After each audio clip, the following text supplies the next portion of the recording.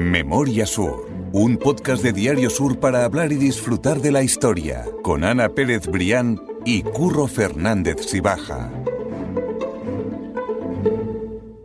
Hola Ana, ¿qué tal? Hola Curro, buenos días. Yo quiero que contemos una cosa y que vamos a agradecer, que no habíamos hecho todavía.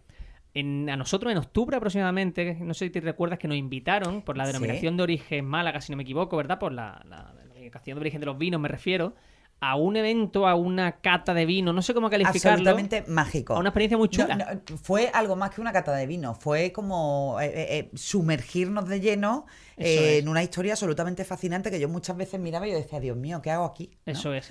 Nos invitaron a Lagar de Torrijos Eso es. a hacer una cata de uno de los vinos originales de las bodegas Larios. Exactamente, y fue una experiencia y fue maravilloso. Espectacular, fue una experiencia muy chula. Y aquí es donde yo voy a meter ahora al invitado que nos acompaña hoy, a un compañero ya más que invitado, Víctor Heredia. ¿Qué tal? ¿Cómo estás? ¿Qué tal? Pues siempre como un placer estar aquí con vosotros. Muchas gracias por venir, ya una de las patas fundamentales de Memoria Sur. Y decía que lo incluía ahora en este momento en la conversación porque antes de empezar le estaba contando esta cata, esta experiencia que tuvimos, y me decía que él conoce muy bien esa zona también. O sea que cuéntanos si quieres un poco ese Lagar de Torrijos o qué es Lagar de Benefique, ¿verdad? Si no me equivoco, que es donde estuvimos exactamente. Bueno, nosotros. El Lagar de Torrijos está ya en la cabecera del arroyo Chapera, muy cerca de la Fuente de la Reina. Y claro, eran dos fincas independientes, pero que estaban muy cerca la una de la otra. Entonces, el Lagar de Torrijos y el Lagar de Benefique, que da el nombre a un vino, estaban pues muy cerca. Y le separaba pues ese arroyo, que ahora mismo que ya de Benefique solo quedan ruinas. Eso es. Y de Torrijos en su momento pues se decidió conservarlo para hacer un ecomuseo donde pues... Sí, un pequeño centro de interpretación, efectivamente. De la parte histórica de los montes, del Parque Natural Montes de Málaga, ¿no? Que el Parque Natural Montes de Málaga, que era una zona forestal, una zona pues lúdica, pero bueno, su principal misión, por un lado, es proteger a Málaga de las inundaciones, ¿no? Por esa masa forestal. Y anteriormente era una zona de viñedo. Por eso, uno de los mayores atractivos del Parque Natural Montes de Málaga es hacer rutas, por supuesto, disfrutarlo, pero buscar las ruinas de los lagares. Algunas todavía conservan los tinajeros, los restos de lo que eran las prensas, las vírgenes y los muros más gruesos donde iban encastradas, ¿no? Pues esas vigas con las que se utilizaban luego para la pizza. Entonces es dentro de los muchos lugares mágicos, ¿no? que tienen los Montes de Málaga, pues allí, es buscar esos antiguos lagares, sin recorrerlos y ver, claro, pues los restos materiales de cuando aquello era pues el centro de producción de los vinos de Málaga, ¿no? Y que luego ya pues se criaban en la ciudad, pero que los viñedos, la primera pizza se hacía en esa finca, que casi todas tenían dentro de sus instalaciones, pues normalmente una residencia burguesa, pero siempre junto a ella, pues una zona productiva donde no podía faltar, pues eso, ¿no? Pues la prensa, el lagar, y de hecho, pues eso es lo que ha determinado el nombre, son lagares siempre, porque su objeto principal era producir vino a través del viñedo. Hemos empezado tan emocionado el capítulo que ni siquiera hemos dicho de lo que vamos a hablar. Yo supongo que nuestros oyentes, que son muy inteligentes, habrán adivinado que vamos a hablar hoy de las desaparecidas bodegas de Málaga y de todos esos lugares mágicos.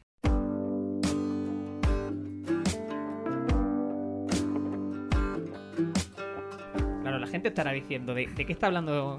Curro se ha vuelto loco desde el principio y empezaba así sin anestesia. Yo quería hilar esa manera, como tú estás diciendo muy bien, ese Lagar de Benefique en el que estuvimos y que volvemos a dar las gracias a Javier Crowell y a todo el equipo de la DEO de Málaga que nos invitó y que fue de verdad un lujo. Y como digo, para agradecer y también para hablar de que esa Málaga de vino, esa Málaga de bodega, es una Málaga que fue una industria muy potente y que quizás no es tan reconocida por el malagueño de a pie como puede ser otra industria o otra característica que tiene la Málaga local, ¿verdad? La Málaga actual, quiero decir. Pues es llamativo como, bueno, pues hay quien decía, ¿no? que Málaga era una ciudad con nombre de vino, ¿no? La vinculación de Málaga con la producción y la exportación de vino, más vinos de alta graduación, vinos dulces, que lo que llaman vinos encabezados. Pensad que el hecho de que sean vinos con alta graduación, permite su transporte. Pues claro, lo hace que duren más. Claro.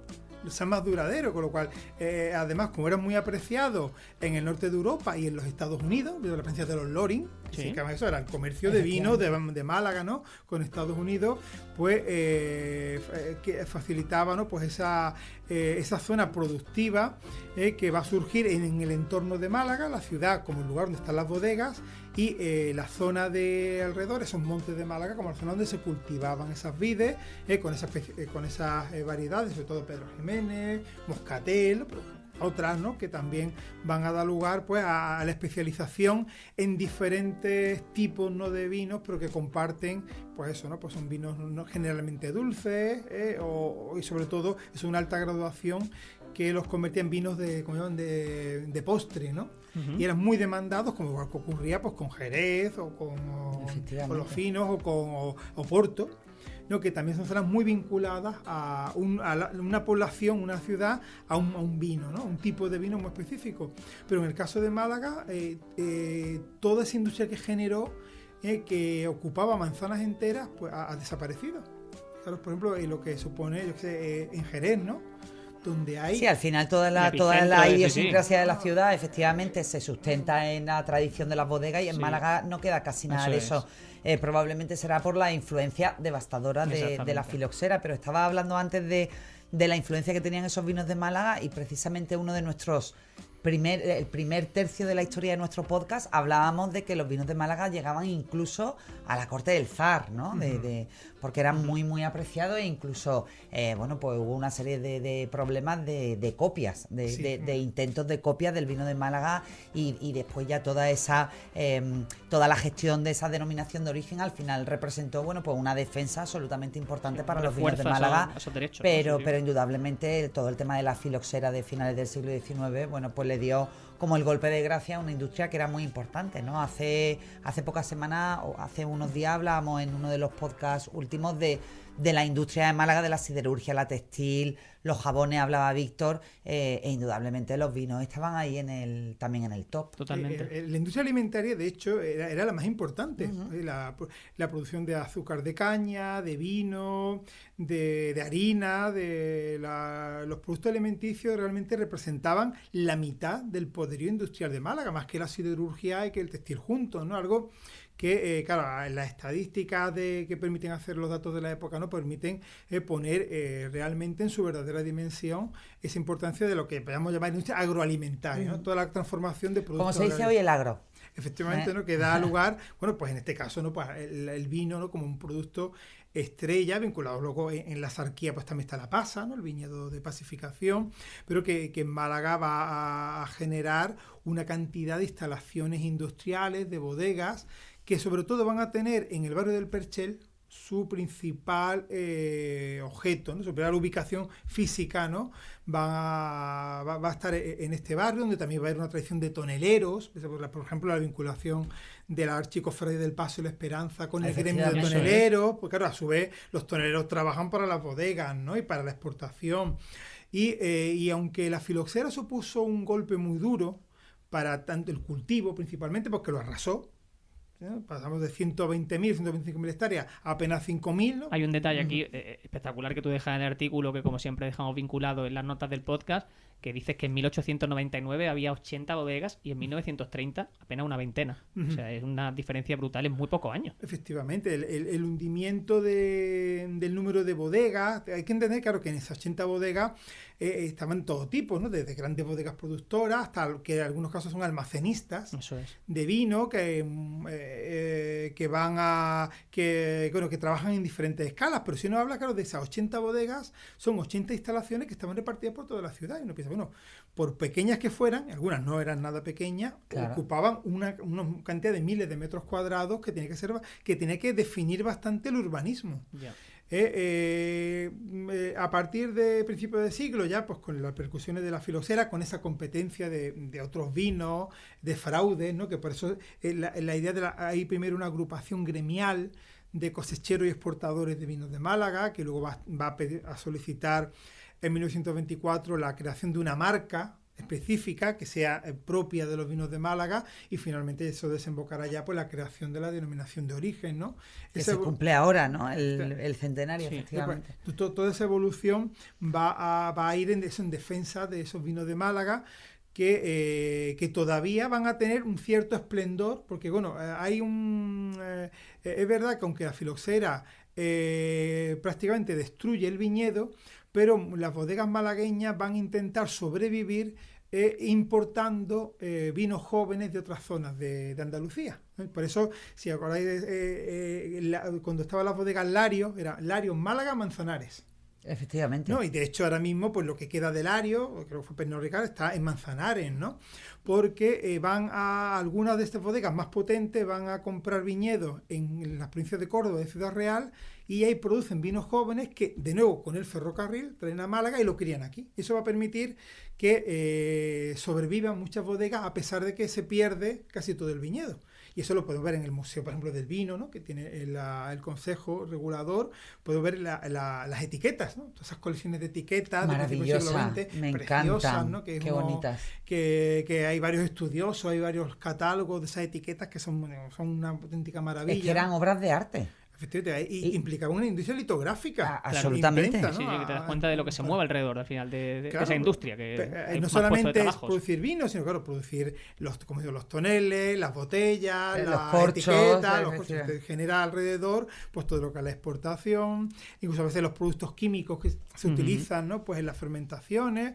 Y bueno, pues todavía vamos a encontrar como en el barrio del Perchel, a principios del siglo XX, pues hay un determinado número de bodegas que nos hablan todavía de la pervivencia de nuestra tradición vinícola, que ya verá que sí, con la evolución del siglo XX, pues ya se van a ir extinguiendo, algunas van a desaparecer, o las empresas, ¿no? En otro caso, por el propio crecimiento urbanístico, pues va a hacer que el barrio del Perchel sufrió mucho, ¿no? Pues con toda la ampliación del polígono de la Alameda, ¿no? De la prolongación de la Alameda, que ya de por sí se llevó por delante muchas de estas bodegas, que además, al estar situadas en una zona relativamente céntrica, pues eran terrenos muy cotizados, ¿no?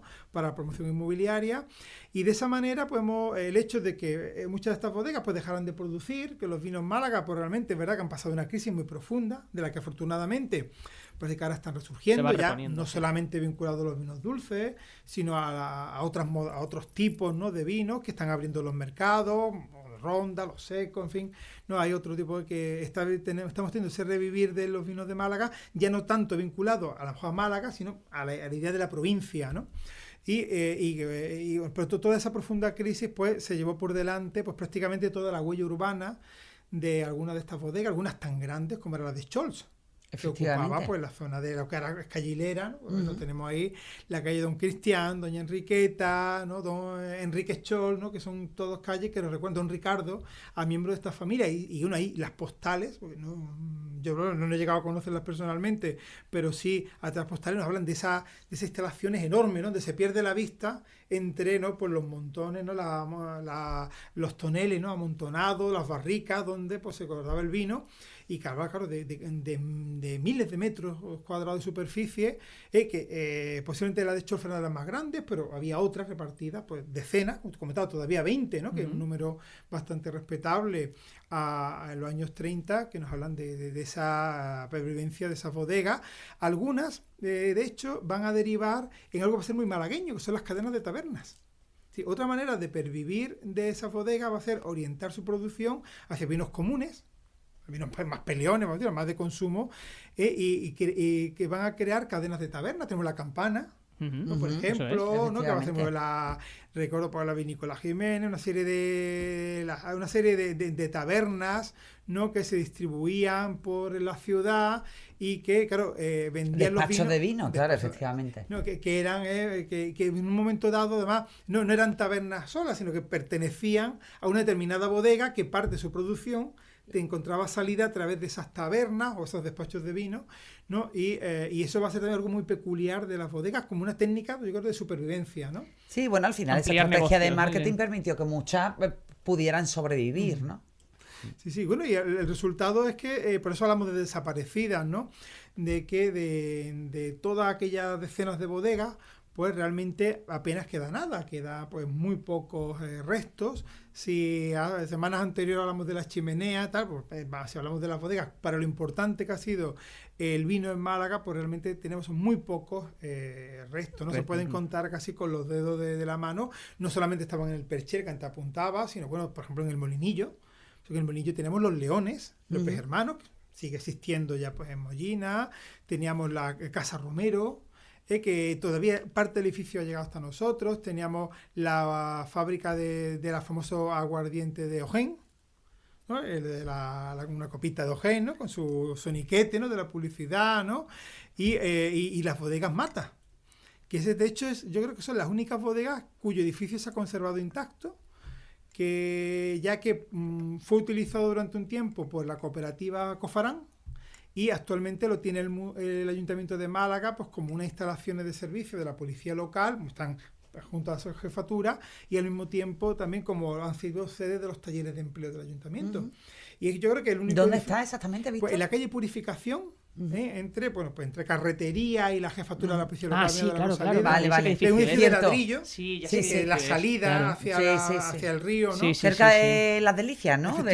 Muy cerca de Las Delicias, ¿no? Pues en esa zona, una zona cargada de historia industrial, de toro, de todo, ¿no? Hace poco, precisamente, en Semana Santa, pasé por allí y es cierto que me quedé pensando, digo, esto tuvo que ser algo, ¿sabes? Porque se ve que es un edificio obviamente industrial y... Gracias a Víctor lo estamos descubriendo hoy en el podcast. Todavía se ha tenido la sensibilidad, todavía queda un pequeño letrero en un edificio anexo y ahora se ha pintado recientemente y bueno, a las personas que han pintado hay un letrero y no lo han tapado, ¿no? Podrían haberlo pintado y pone Unión de Bodegas Andaluzas, que era el nombre de Bodegas Mata, Unión de Bodegas Andaluzas, ¿no? Y todavía podemos ver ahí esa referencia vinícola. No es la única, ahí tenemos por otro lado por actual Colegio de Médicos, ¿no? Que es la antigua bodega Barceló. Efectivamente. Que es una bodega muy reciente, que son de los principios de los años 70, pero es verdad que están tan bien hechas que parecen un edificio muy antiguo. Fueron hechas con la intención ya de hacer una bodega, un palacete antiguo. Con señorío, ¿no? Efectivamente, aunque están en un polígono aquí, la ronda intermedia, pero además tiene muchos azulejos que recuerdan a la actividad bodeguera y aunque son relativamente recientes, ya nos hablan casi de ese ocaso de los vinos de Málaga, pero tiene un sabor clásico, efectivamente. Pues, es memoria viva, ¿no? De esa industria, de esa tradición bodeguera o vinícola malagueña. También hay otro en Pedregalejo, una de las menos conocidas, pues en Pedregalejo hay una farmacia en la esquina de Octavio Picón, con una puertecita al lado, ¿no? Pues eso son lo que queda de las bodegas 10, que unas bodegas que datan de principios del siglo XX, desde Guerrero Strachan, que tenía una cafetería en la calle Lario, la cafetería El Gallo, y donde hay una zapatería muy conocida, una esquina, ¿no? muy conocida, y que producía sobre todo el licor de naranja. Era su producto estrella, ¿no? Pues tenemos otro pequeño resto, ¿no? De esa industria vinícola, ¿no? Que como esas bodegas que no solamente dejaron de existir como actividad industrial, sino que también desaparecieron. Y bueno, si no me falla la memoria, ¿no? Los datos, todavía tenemos algunas bodegas que bueno, pues ya trabajan a lo mejor en la provincia o se están recuperando, pero la Casa de Guardia, nuestros amigos en la Casa de Guardia, que celebramos con ellos, ¿te acuerdas? Fin de año con un podcast especial. Un episodio final del año 2023, el último año de podcast del año. Y de luego tuvo mucha escucha, además, un episodio muy escuchado. Sí, además quedamos con ellos en que volveríamos a hacer un podcast ya dijimos por esta fecha, en primavera, ¿no? Sí, pues tenemos que recuperar. Sí, dijimos que íbamos a ir nosotros a la bodega, así que... A una hora a la que ya nos podamos tomar una copita de vino, Curro. Eso te lo dejo encargado a ti. Oye, pues... De verdad que sí, cuenta con ello. Eso lo prometemos también. Que arreglas quien conduce después. Exactamente. Allí en Camino Lía, ¿no? Eso me toca a mí. Pero bueno, por conocerlo merece la pena. Pues ahí tenemos casos. Ahora mismo funcionan en otra parte, ¿no? Pero llegaron sus bodegas de la calle Peinado, han sido de las últimas. Eso en desaparecer. Efectivamente nos lo contaba Cayetano y Alejandro. Y luego, otro caso, Quitapenas, ¿no? Que también trasladó pues, su bodega en El Palo, que bueno, han estado funcionando pues hasta los años 90 o antes de ayer, como quien dice, y que ahora bueno, pues se han trasladado, creo que al polígono Guadalhorce. Entonces ahí tenemos, perviven las bodegas, pero ya pues sus instalaciones originales o antiguas pues ya no en la adaptación a los tiempos, pero prácticamente pues son de los pocos, ¿no? Eso iba a preguntar, de las que quedan activas, ¿no? De aquella época, es lo que decimos, ¿no? Esa antigua Casa de Guardia, ¿no? Con tanto la bodega como la taberna, y también la que tú dices Quitapenas, ¿no? Pero no, creo que no mucho más, ¿no? De lo que de aquellos años, ¿no? De lo que estamos hablando, ¿no? Sí, de esas bodegas, bueno, en un podcast anterior hablamos de las chimeneas y hablamos de las chimeneas de Jiménez Lamote. Eso es. Que claro, es una chimenea que está vinculada a una destilería de coñac. Efectivamente, el famoso brandy. Ahí está, ese brandy que luego heredó Lario, la marca, ¿no?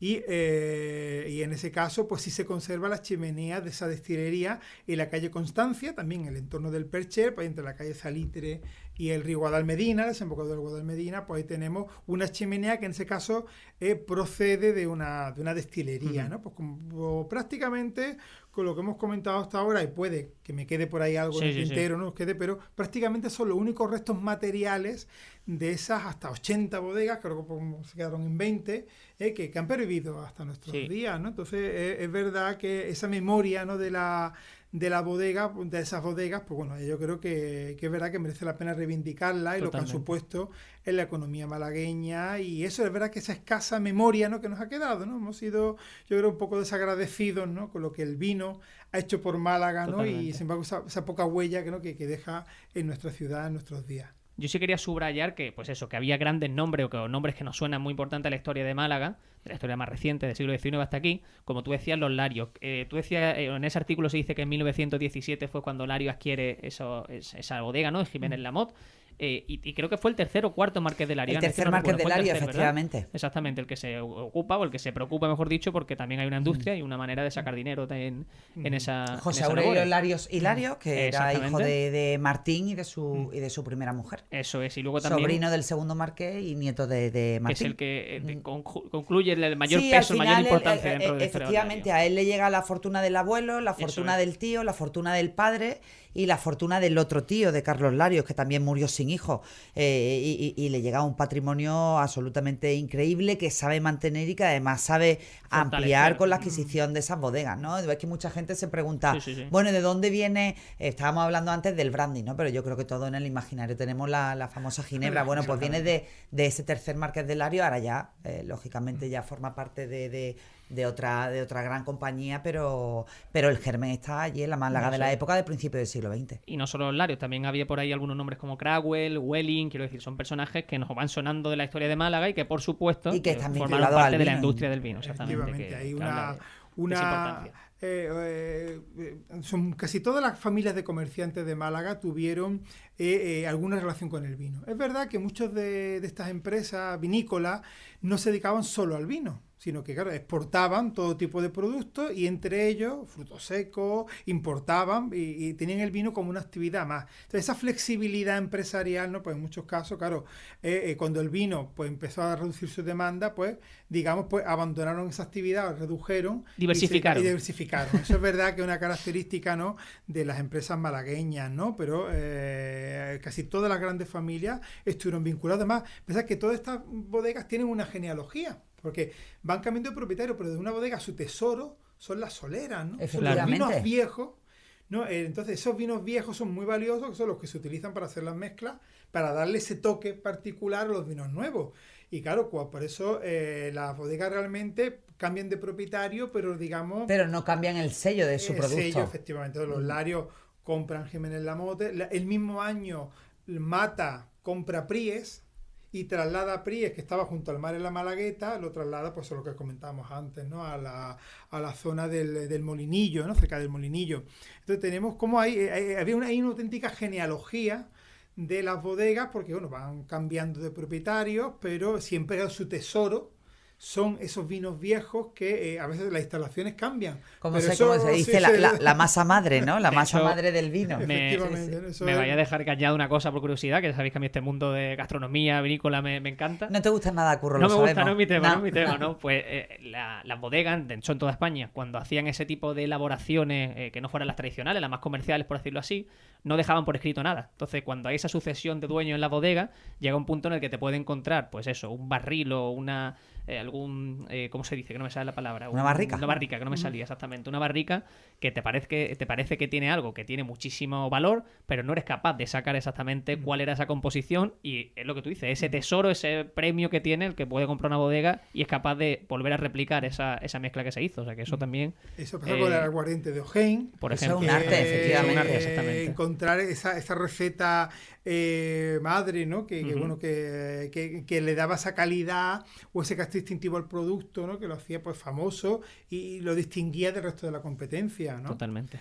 Ahora estoy cayendo en un resto de esas bodegas que quizás, bueno, es muy especial, aunque no es probablemente una bodega, sino el edificio de una taberna, ¿no? Que bueno, es el que está muy céntrico, como es de Pérez Teixeira, cuya marca comercial era La Campana. ¿No? Pues construye un edificio que tiene una taberna que en sus bajos en Puerta del Mar. Y bueno, digamos, bueno, es un elemento relacionado con esa historia del vino en Málaga, que sobre todo es visible, especialmente desde la Calle Nueva, que al coger la perspectiva, bajamos la Calle Nueva hacia Puerta del Mar, y al llegar a un punto vemos, si nos fijamos, que encima del edificio hay una campana. Pues la voy a buscar, el remate, bueno, está en la esquina con Herrería del Rey. Bueno, todo a buscar este fin de semana la campana de... Eso es por Plaza de Felisain, digamos, exactamente. Hay que tener un poco de perspectiva, porque el remate es una campana evidentemente ficticia, está de Gresite, pero en la esquina, en el remate del edificio, hace la forma de la campana. Bueno. Claro, lo que recuerda a la taberna y a la bodega que había en los bajos, ¿no? Pues mira, Hay una cafetería, pero ya no tiene nada que ver, pero bueno, es uno de esos restos materiales de esos guiños que podemos encontrar en las calles de nuestra ciudad por ese pasado vinatero. Qué chulo. Pues mira, oye, ese deberes que nos ponemos también aquí en Memoria Sur. Totalmente. Víctor, muchas gracias, de corazón. Pues como siempre, gracias a vosotros. Un rato fantástico, Víctor. Nos ha faltado aquí 3 copitas de vino para brindar, pero bueno. Podemos echarla ahora. Cuando termina me guardo alegre. Sí. Gracias de corazón, Víctor. Muchas gracias. A vosotros. Ana, nosotros nos vamos a quedar citados para más ocasiones y, como te digo, nos vamos a ir de verdad a la bodega de Antigua Casa de Guardia. Sí, eso ya tienes deberes para dentro de poco. Exactamente, yo hablo con Cayetano, que era el encargado de la bodega, para que hagamos ese podcast prometido y que la gente también sienta que está allí con nosotros, que seguro que merece la pena. Que fue muy divertido y aprendimos un montón de cosas. Totalmente, y más que nos enseñaran. Pues mil gracias, Ana. A ti siempre, Curro. Memoria Sur es un podcast de Diario Sur. Escucha un nuevo episodio cada semana en iVoox, Spotify, Apple Podcasts y consulta las referencias de este episodio en diariosur.es.